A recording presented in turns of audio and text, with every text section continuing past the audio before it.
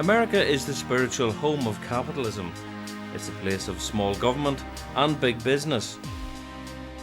State-funded education, their public school system, is unusual, a $500 billion industry run by the state.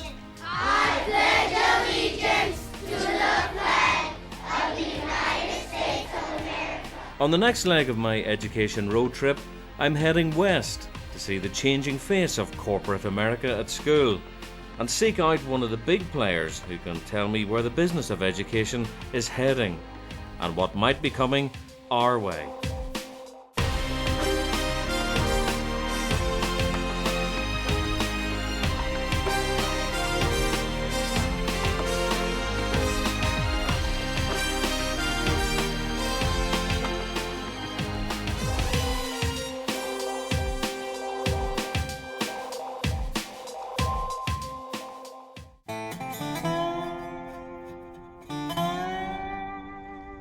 To understand the American love affair with money, you've got to see it at its most naked. And there's one city that outstrips any other.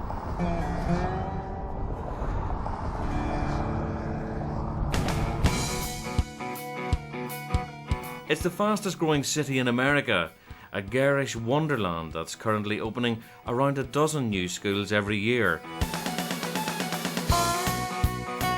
We're in Las Vegas, and here, just like most US cities, corporations have a relationship with schools, and I'm off to see it in action. If I'm to find out the true link between American big business and the American education system, then obviously teachers are the people to ask. And where do you find teachers working on a Monday night in Las Vegas? In McDonald's. This is a McTeacher's night. The head of first grades on the tills, there's a kindergarten teacher running the drive-thru, and the NQT is flipping burgers out the back. McDonald's will donate $1,000 of tonight's profits to their school funds. Ready? Got a very big head. Fantastic. I felt it my duty to pitch in. Is that a teacher hiding there? No. Can I offer any assistance? Can I help you? Can you give me something to do? I don't know what I'm doing, so. I love it, but it's different. It's a great thing. It's just showing that we're all there together. We're working for one thing, and that's the kids. Would you do anything for your school, basically? Oh, sure. It's really all about the students and trying to get them to succeed. When they noticed I was proving to be a disruptive presence amongst the staff, I got a sudden demotion to table cleaning duty. It was interesting, that guy standing at the counter, because I thought he was a kind of reluctant McDonald's worker, because they were offering a platform to fundraise for the school. But in fact, he saw it as a kind of outreach opportunity. If parents didn't come in through the school gates very often, by working in a restaurant where they all went to at least once a month, they actually got to eyeball their teacher.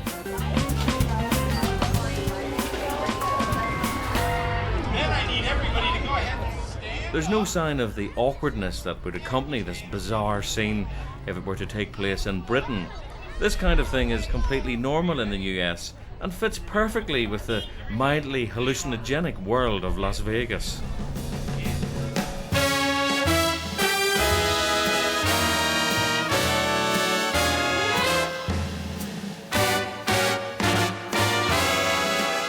This town is awash with money. But of course, the losers have to pay for the winners. One of the big losers here is education. Nevada's business-friendly low taxes give this state some of the worst funded schools in America. At under $6,500 per child every year, it's less than half what some states spend. Fortunately, the United States has a powerful culture of philanthropy.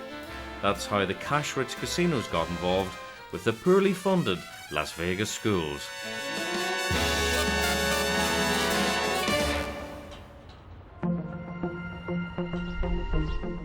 Next morning, I headed out to one of the city's poorest neighbourhoods to visit a school that has tapped into the wealth of corporate giving. I arrived just in time for assembly, Vegas style.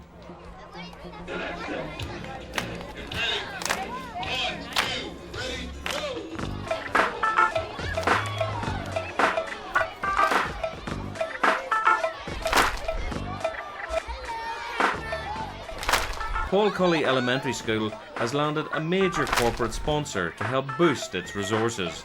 MGM Mirage, owner of 11 casinos and the biggest single employer in the entire state. They provide a gift of $50,000 each year, but also donate large amounts of staff time and give access to company resources.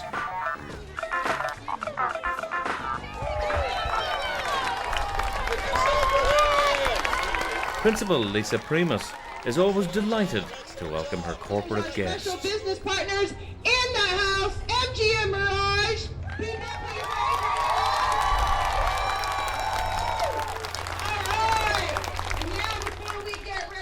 Presumably this relationship isn't to train up junior gamblers. Absolutely not. Absolutely not. The MGM Mirage has been very kind. Because we are in a demographic area of a lot of poverty, they donated 1,500 backpacks filled with school supplies. We have a 14% unemployment in this zip code. So MGM Mirage held a job fair for even the parents just to get them into some basic housekeeping or basic custodial jobs within their framework. So they are assisting us, and then we're going to assist them and give them great citizens to work in the industry. That's fantastic. So they're not training junior gamblers, they're actually training people to take money off other schmucks that come to town with too much as members of the organisation. Of course. Fantastic. It's Las Vegas. I've been invited to join a 5th grade field trip on a bus funded by MGM.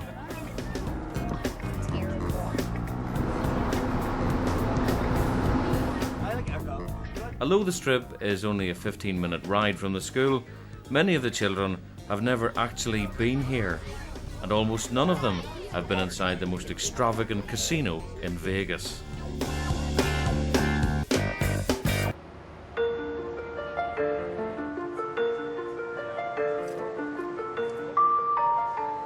This is the garden of MGM's Bellagio. Vegas is a bit short on public parks, so this lavish horticultural laboratory really is an oasis in the desert for an enthusiastic teacher. These are daffodils, and if you gather up close, look for the pistil and the stamen in those. They're pretty easy to find. Right in the middle. Right in the middle. You can't. I asked Head of Community Affairs, Poonam Mathur, why MGM chose to give a chunk of its profits to education. A vibrant public education system in a community has a very real impact on employers. There are many states in this country that are woefully underfunding education. We have dropout rates that are rising at an alarming rate. We have people who are emerging from public education ill-prepared for the world in which they will be working. So at the end of the day, the country is falling behind. Nevada's falling behind. Do you think people confuse business involvement with a desire to control something? Oh, I think that's a common misperception, and a rather unfortunate one. Public education is not something that belongs to educators. It is something that must belong to the community. The challenges are so big, the cost of failure is so high, that we've all got to be part of making it better. So this whole notion of who owns it and who's therefore butting in is really a silly paradigm to view something as critically important.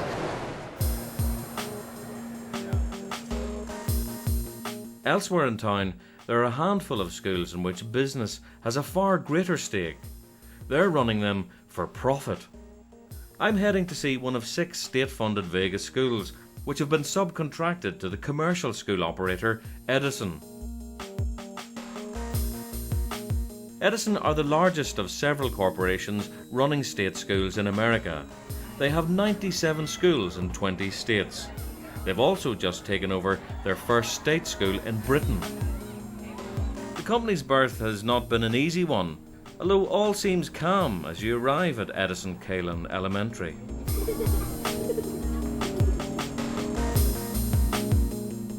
Although it's still a state school, the entire operation of the place is managed by Edison. They're responsible for the buildings, the books, the curriculum, and the academic performance. In return, Edison are allowed to take some of the state funding they receive as profit. For their money, they're expected to help turn around failing urban schools.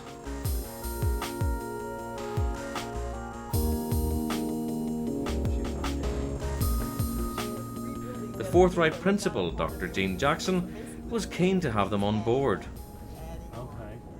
Did you worry that you were kind of surrendering a little bit of your control? Oh, absolutely not. I saw that as an opportunity to exert a little more control, take charge. You know, I was here prior to Edison, thought I was working pretty smart and pretty hard, but we weren't making the kind of progress that I thought we should make, so I was looking for help. Edison didn't buy us, we bought Edison. So they're not running us. We're still educators educating children. It's just now we have the resources to do the best job that we can do. The Edison deal included an investment of $1.5 million philanthropic dollars, but they also brought their own integrated curriculum, an extended school day, and a very rigorous approach to testing.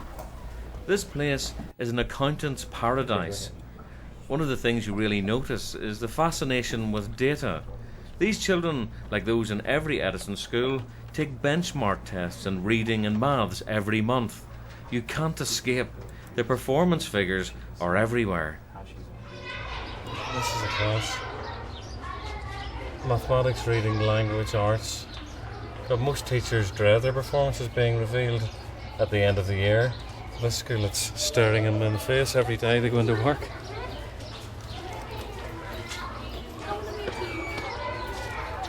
The benchmark results are even posted like a patient's hospital bed notes on the back of the kids' chairs. How does it make you feel, you know, the benchmark system with all the results of individual pupils in your class, you know, going to head office, being looked at and analysed? Well, it keeps you on your toes, that's for sure, because you're always looking at them to see how you do, and if you go down, you have to immediately question, and Dr. Jackson, our principal, is really good at kind of coming to us saying, you know, what happened in reading this month? I see you guys went down about 5%, and so, but like I said, I mean, it keeps you accountable to make sure that you're hitting the skills that the students need to know. The figures here are pretty good. Kaelin has won a national award for its improved results, but not all Edison schools have been so successful. Since 2002, the company has lost a third of the schools they took over, and the financial figures have been appalling. I wondered whether Dr. Jackson was concerned that she'd hitched her school's fortunes to a business with such a volatile financial history. I think you're always tied to someone when you're trying to run any organization. The money has to come from somewhere. The fact that it comes from Edison or the fact that it comes from the district, I don't know that it matters. So how can you make sure that sort of for the next 5 years, every time you knock on the Edison door, they'll say, what do you want? Here it is. I can't. Why is that? Why can't you? Well, I can't guarantee anything. I'm not sure where the money comes from. You know what I'm saying? Yeah. And I guess that's not my place to ask.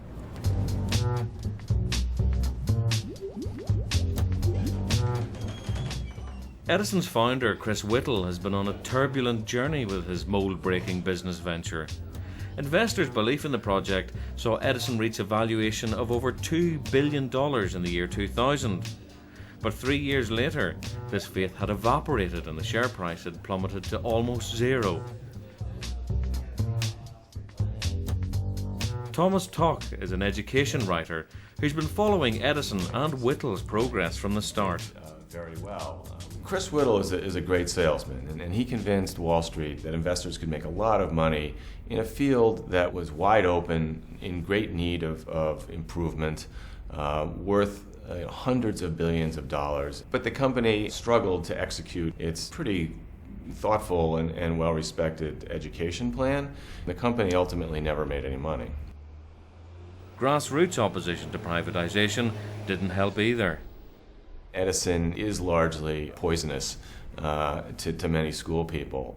It's radioactive. But while it may not succeed, it has helped to transform the way that Americans think about public education, the delivery of public education.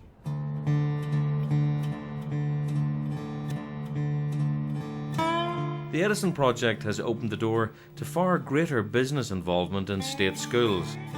But I've been told that if we're going to see some of the really big fish in educational waters, we need to leave the desert and head for the coast.